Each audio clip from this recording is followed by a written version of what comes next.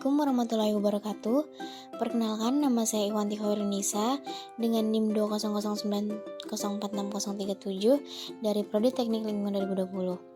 Jadi pada tugas pengelolaan B3 dan 5B3 kali ini, saya akan membahas MSDS dari Kempermar atau Kapur Barus. Sebelumnya, apa sih MSDS itu? Jadi, MSDS atau Material Safety Data Sheet adalah dokumen yang berisi informasi mengenai potensi bahaya seperti kesehatan, kebakaran, reaktivitas, dan lingkungan, dan cara bekerja yang aman dengan produk kimia. MSDS juga berisi informasi tentang penggunaan, penyimpanan, penanganan, dan prosedur darurat semua yang terkait dengan material. MSDS ini berisi lebih banyak informasi tentang materi daripada label. Dalam bahasa Indonesia, biasanya MSDS disebut sebagai lembar data keselamatan bahan. Jadi dalam bahasa Indonesia, LDKB itu sama pengertiannya seperti MSDS. Selanjutnya, MSDS dibuat oleh produsen bahan kimia untuk mengkomunikasikan potensi bahaya dan aspek-aspek lain terkait penanganan bahan kimia termasuk regulasi. Pengguna bahan kimia memiliki hak untuk memperoleh MSDS dari pihak pemasok.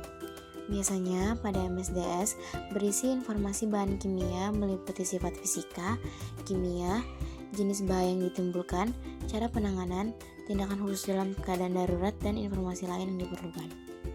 Lalu untuk contoh MSDS yang saya ambil adalah MSDS dari Z Kempermar atau Kapur Barus.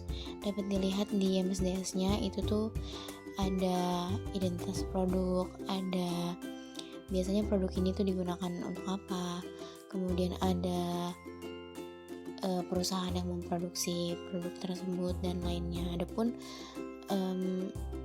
identifikasi bahaya beserta logo-logonya.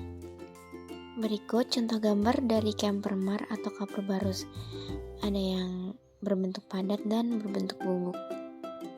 Kapur Barus atau dengan nama produk Kempermar memiliki nomor identitas kimia berupa 76-22-2. Kapur Barus atau kampar adalah zat padat berupa lilin berwarna putih dan agak transparan dengan aroma yang khas dan kuat. Zat ini adalah terpenoid dengan formula kimia C10H16O. Kapur Barus memiliki bentuk seperti bedak dan berwarna putih serta memiliki titik didih 204 derajat Celcius dan titik beku 155 sampai 157 derajat Celcius. Kapur Barus memiliki sifat yang mudah terbakar dengan kategori 2. Biasanya, zat Kempermar ini digunakan sebagai bahan kimia laboratorium. Selain sebagai bahan kimia laboratorium, zat ini juga digunakan untuk keperluan industri dan hanya untuk penggunaan profesional. Adapun berbagai identifikasi bahaya yang terdapat pada zat Kempermar. Yang pertama, yaitu padatan yang mudah terbakar. Yang kedua, toksisitas akut untuk oral, yaitu berbahaya jika tertelan.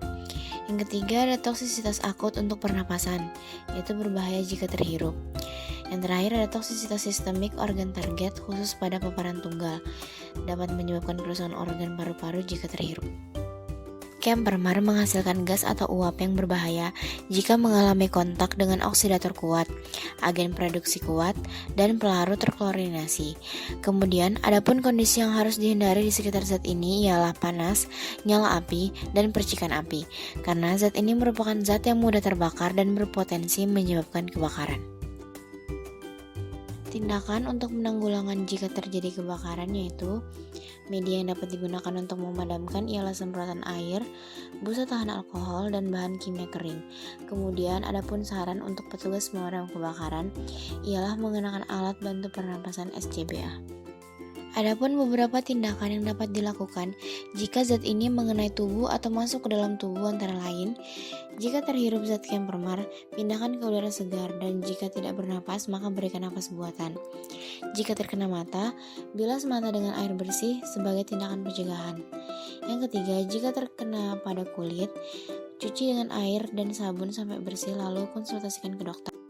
Kemudian, perlindungan diri yang dapat kita lakukan atau gunakan jika akan berkontak dengan Kempermar yaitu kenakan kacamata pelindung, sarung tangan yang sesuai, pakaian pelindung lengkap dari bahan kimia dan tahan api, Serta jangan lupa untuk menggunakan respirator partikel seluruh wajah tipe N100 untuk melindungi pernapasan.